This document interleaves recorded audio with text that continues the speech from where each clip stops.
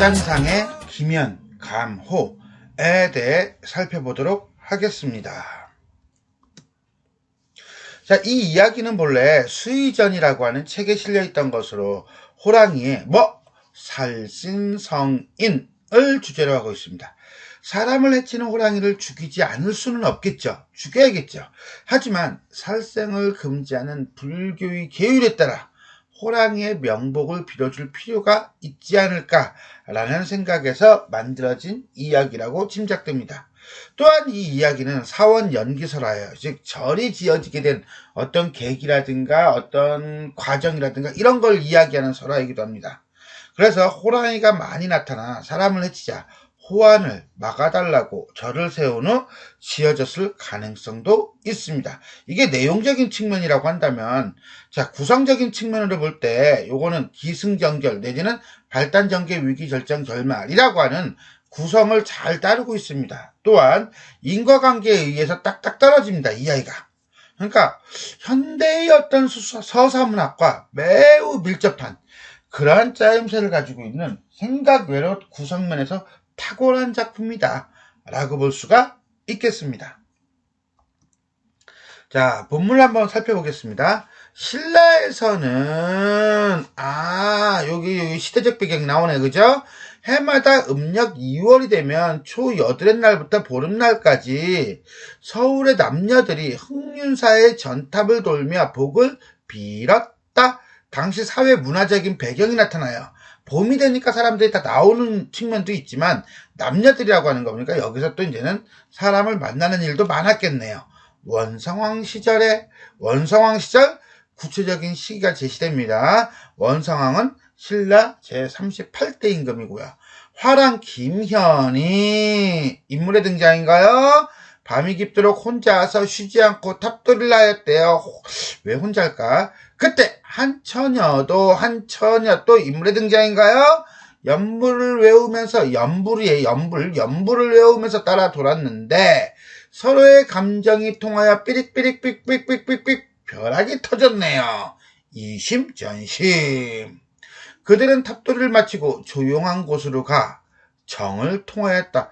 바로 당시 남녀 간의 관계가 상당히 개방적이었구나 라고 볼 수 있겠습니다. 자, 여기까지 우리는 발단전개 위기절정결말이라는 5단 구성으로 보지 않고요. 기승전결이라고 하는 4단 구성으로 보겠습니다. 일단 여기까지가 발단 부분이 되겠네요.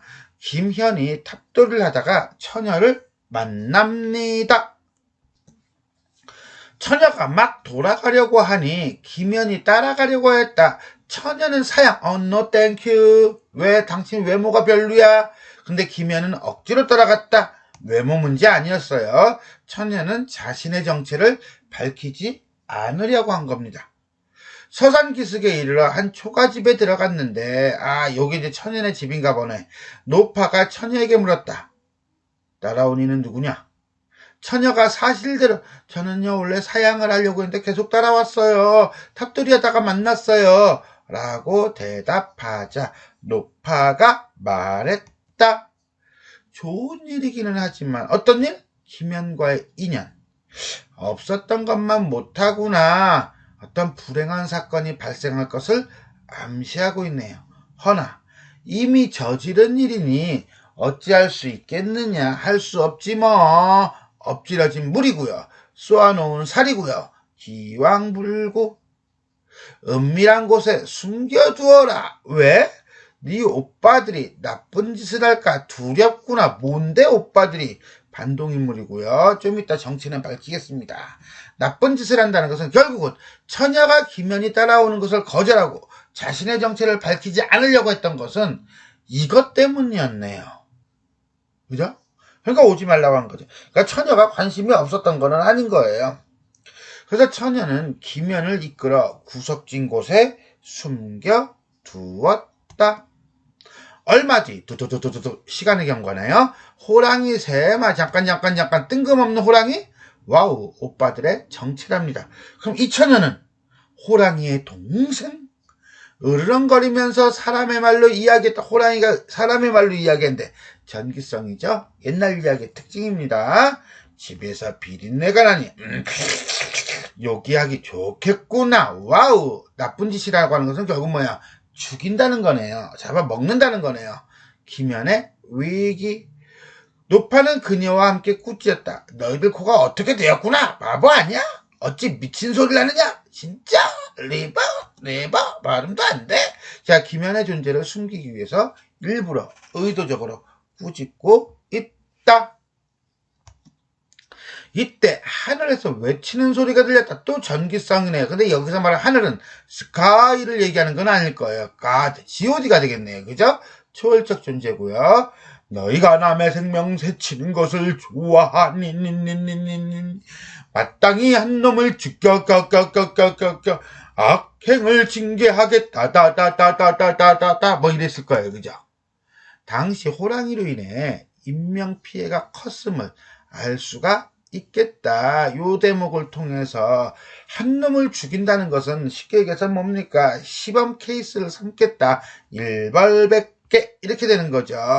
그러니까는 이 오빠들이 죽게 생겼네. 그래서 자, 처녀가 뭐합니까? 내가 나갈게요 하고 손들었다는 거예요. 그런 계기를 만들어준다. 새 호랑이가 이 말을 듣고 모두 근심하는 기색을 보이자 하늘에 대한 두려움. 결국은 호랑이를 통제할 수 있는 것은, 컨트롤할 수 있는 것은 누구밖에 없는 거야? 그렇지. 하늘밖에 없는 거야. 인간이 해결할 수 있는 문제가 아니었던 거죠. 처녀가 말했다. 만일 새 오빠가 멀리 피해가서 스스로 뉘우친다면 제가 대신 그 벌을 받을게요. 야, 오빠를 위한 희생이죠.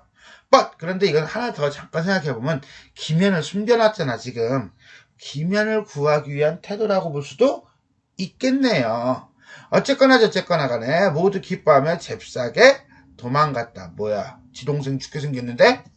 자, 비정함이죠. 처녀가 김연에게 말했다. 처음에 저는 낭군님, 벌써 낭군님 된 거야? 아, 정을 통했다고 그랬지. 처음에 저는 낭군님께서 저희 집에 오는 것이 부끄러워 오지 못하게 하였는데 왜 부끄러워? 그렇지, 정체가 드러날까봐. 이제는 감출 것이 없으니 왜? 정체가 드러났으니 감히 제 속마음을 말씀드리겠습니다. 속마음? 뭔데? I love you 뭐 이런 건가? 자, 비록 제가 낭군과는 다른 부류이지만 너는 인간이고 나는 호랑이이지만 첫 번째 속마음이에요. 호랑이다 이거예요. 하룻밤의 즐거움을 함께 했으니 그 의리는 어떤 의리? 하룻밤의 즐거움을 함께한 의리.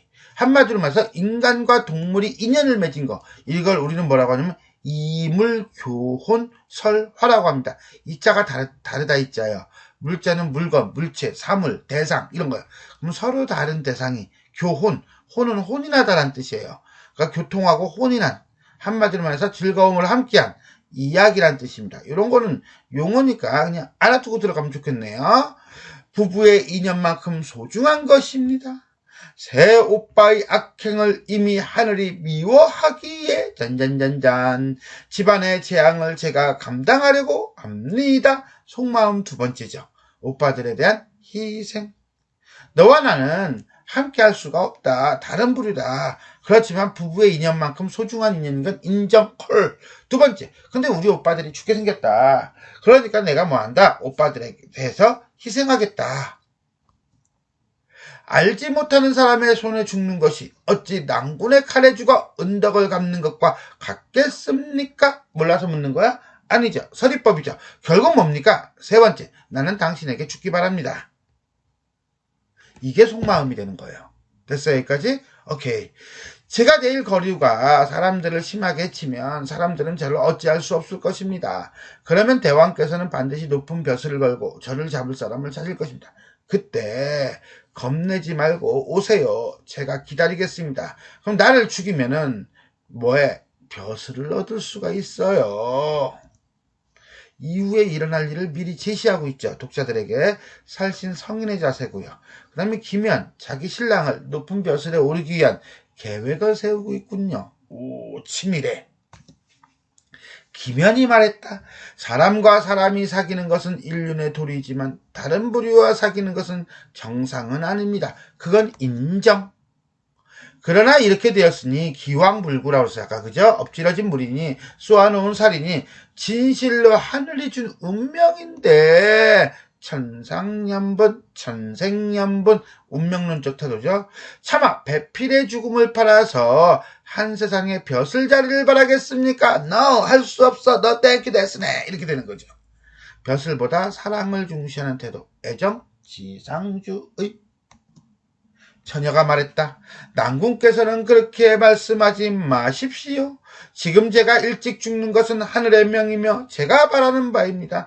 난궁의 경사이고 저희 가족의 축복이며 나라 사람들의 기쁨입니다. 제 죽음으로 다섯 가지 이름 뭔데?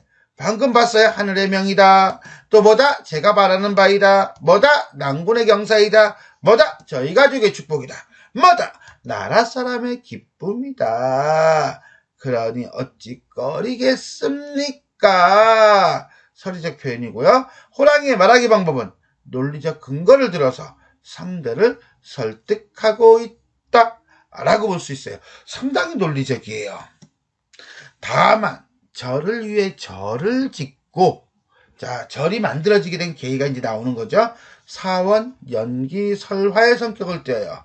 불경을 강론하여 좋은 업보를 얻도록 해주시면 불경이 나오네요. 그러니까 이거는 뭐 사상적 배경이 뭡니까? 그렇죠. 불교죠. 더없이 큰 은혜일 것입니다.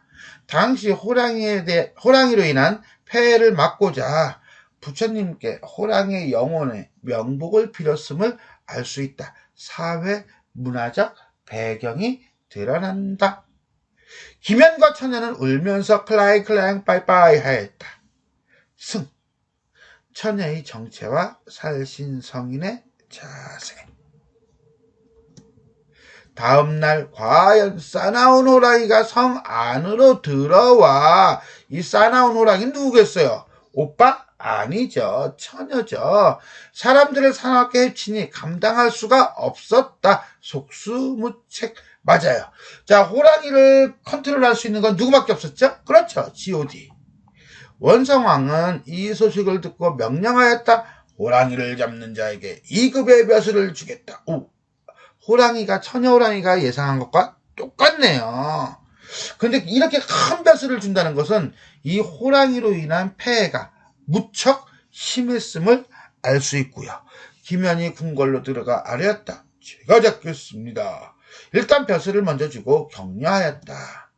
김연이 호랑이를 잡는데 단도로 숲속에 들어가니 호랑이가 처녀로 변하여 휙. 무슨 모티프? 변신 모티프. 자, 반갑게 웃으며 말하였다. 간밤에 저와 난군이 함께 나눈 말, 저를 만들어주고 불경을 읊어주세요. 오늘 제 발톱으로 다친 사람들은 모두 흑륜사의 간장을 바르고 그 절에 나팔 소리를 들으면 곧 나을 것입니다. 뜬금없어? 아니야, 뜬금없는 게 아니죠. 불교적 성격이 강한 작품이잖아요, 이 작품은. 그게 드러나는 거예요. 그래서 이거는 불교적 성격의 민간요법이라고 보시면 되겠고요. 그 다음에 다친 사람이 없기를 바라는 거예요. 솔직히 말하면 다쳤어도 다 낫기를 바라는 거니까 천혜의 자비로움이고요. 그 다음에 호랑이한테 다쳤는데 간장 바른다고 나? 이건 말이 조금 안 되죠. 전기적인 요소라고 보시면 되겠습니다. 처녀가 말을 마치고 김연이 차고 있던 칼을 뽑아 스스로 찌르자. 뭐야? 자결을 한 거죠. 처녀는 바로 호랑이가 되었다. 호랑이의 자결. 김연이 숲에서 나와 말하였다. 지금 여기서 호랑이를 쉽게 잡았다. 사정은 말하지 말고. 왜? 처녀가 일러줬으니까. 호랑이가 일러준 대로 사람들을 치료하게 되니 상처가 모두 나았다. 지금도 풍속에서는 지금도 이 글을 기록하고 있는 지금이죠. 요건 서술자의 어떤 개입이라고 보시면 돼요. 호랑이에게 입은 상처에 이 방법을 사용하고 있다. 민간요법이겠네요. 그 말은 결국 뭐예요? 아직까지도 호랑이에게 입은 상처를 가진 사람들이 많다는 걸 의미하기도 해요. 전, 처녀를 잡아 벼슬에 오른 김현. 김현은 등용된 후 서천가에 절을 세우고 호원사라는 절이 구체적인 증거물이 나왔어. 전설의 특징이죠. 근데 절을 세웠대요. 즉 뭐예요? 사원, 연기, 설화. 항상 법망정을 강론하여 호랑이의 명복을 빌고 스스로를 희생하여 어질물 이루어준 은혜를 갚았다. 스스로 희생하여 어질물 이루어 살신성인, 이렇게 보시면 되겠네요. 김연이 죽을 즈음에 전에 있었던 이상한 일에 매우 감동하여 전에 있었던 이상한 일, 그렇지, 처녀호랑이와의 인연, 전기, 글을 적었으므로 세상에 비로소 알려졌다. 그리하여 기록을 논호림이라고 부르다. 이 논호림은 그럼 지금도 있겠네, 그지? 구체적 증거물. 투. 지금도, 이때 지금이라고 하는 건 뭐겠어요? 먼 훗날, 지금 이 글을 쓰고 있을 때겠네요.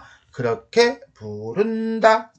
일종의 에필로그죠. 자, 이 글을 쓰게 된 동기, 결이네요. 호원사라는 절을 지어 범의 명복을 비는 김현이라고 보시면 되겠습니다.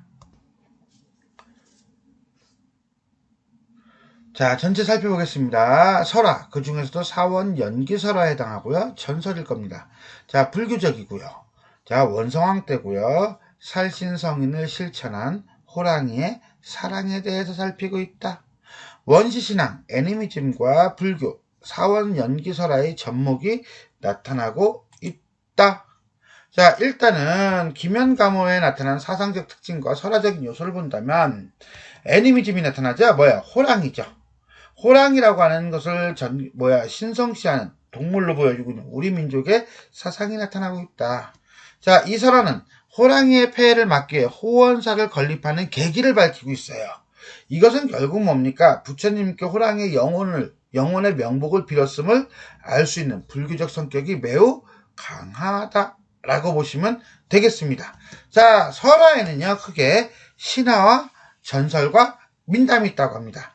자, 이것을 우리가 어떻게 구별하느냐? 그러면 배경과 주인공, 증거물, 전승태도, 전승 범위를 통해서 많이 나눕니다. 신화를 본다면 태초, 신성한 공간이고, 전설은 구체적인 장소, 시간이 나오고, 민담은 불분명, 옛날 한옛날에 이거죠? 시간이 나오죠. 이 김연가문은 어떻습니까? 김연가문은 원성왕 때 서울이에요. 그러니까 신라의 서울이니까 경주가 되겠네요. 그러면 일단 1승 이렇게 되겠죠. 주인공 보겠습니다. 신화의 주인공은 신성한 인물이고요. 전설의 주인공은 비범한 인물이고, 민담의 주인공은 평범한 인물이라고 본다면 제2급의 벼슬까지 올라가는 비범한 인물이라고 보겠네요. 자, 여기서 주인공으로 본다면 전설 쪽에서 2승. 증거물 보겠습니다. 자, 신화의 증거물이 있다는 것은요, 우리가 존재한다는 것 자체가 증거물이라는 거예요. 자, 전설의 증거물은 있다는 것은 매우 구체적인 증거물이 있다는 거예요. 민담은 증거물이 없어요. 자, 그렇다면은 신화도 증거물이 있고 전설도 증거물이 있는데, 우리 이 사회, 이 지구, 우리 인간이 존재하고 우리 민족이 존재한다라고 하는 신화의 증거물보다는 호원사라든가 논어림이라든가 구체적인 증거물을 얘기하고 있는 전설이 3승. 전승 태도 봅시다. 신화는 신성시하고요. 전설은 진실되다고 믿고요. 민담은 흥미롭게 여긴다면 이건 신성시는 아니고요. 진실이나 흥미 정도가 되겠네. 그죠? 현대인의 관점에서는 호랑이가 진짜 얘기한다고 보지는 않을 거 아니에요. 옛날 사람들은 그렇게 이해했을 수도 있겠고요. 자, 라고 본다면 글쎄 이건 그냥 전설에다가 3.5, 민담 0.5 이렇게 봅시다. 전승 범위 봅시다. 전승 범위는요, 민족적이고요. 전설은 지역적이고요. 민담은 전세계적이라고 한다면 이건 전세계적은 아니죠. 지역적 정도로 보시면 되겠어요. 그렇다면 김연가모는 전설의 특징이 매우 많다. 두두두두 빵 하고 들어갈 수가 있겠습니다. 현실적인 요소와 환상적인 요소를 결합하여 대립적 구조를 이루고 있다. 뭐래니? 자, 김연가모에 나타난 현실적인 요소는요, 탑돌이 풍속이라든가 젊은이들의 교제, 호랑이의 피해, 호환, 이런 것들이 현실적인 요소라고 한다면, 환상적인 요소는 호랑이가 인간으로 변하는 걸 얘기할 거예요. 그럼 이 두 개가 대립한다고요? 아니. 대립적인 요소는 다른 데서 잠깐 보겠습니다. 요거요. 사람과 호랑이가 대립을 하죠. 요거는 우리가 쉽게 알 수 있어요. 그죠? 자, 호랑이와 사람들이 등장하는데, 어떻게 본다면 천적 관계죠? 사람은 호랑이를 죽이려고 하고요. 호랑이는 사람을 잡아먹죠. 총각과 처녀, 이게 대립 관계인가요? 자, 사람 총각과 처녀 호랑이라고 하는 거. 호랑이 처녀. 이런 성적 대립이 나타난다. 라고 볼 수가 있겠네요. 호랑이하고 하늘은 오빠 호랑이들하고 하늘이 되겠네요. 그죠? 이건 불교적 관점에서 나타나는 대립이다. 라고 볼 수 있어요. 호랑이와 피해자. 그렇죠. 호랑이는 가해자가 되고 사람들은 피해자가 된다. 희생과 영당. 이건 뭐죠? 호랑이 처녀는 죽어서 희생물이 되는 살신 성인의 업적을 남기며 사람인 총각은 기면은 어떻습니까? 살아서 벼슬을 얻지요. 라고 하는 이러한 대립 구조를 갖는다 라고 볼 수가 있겠습니다. 지금까지 설화, 기면, 감, 호에 대해 살펴보았습니다. 수고하셨습니다.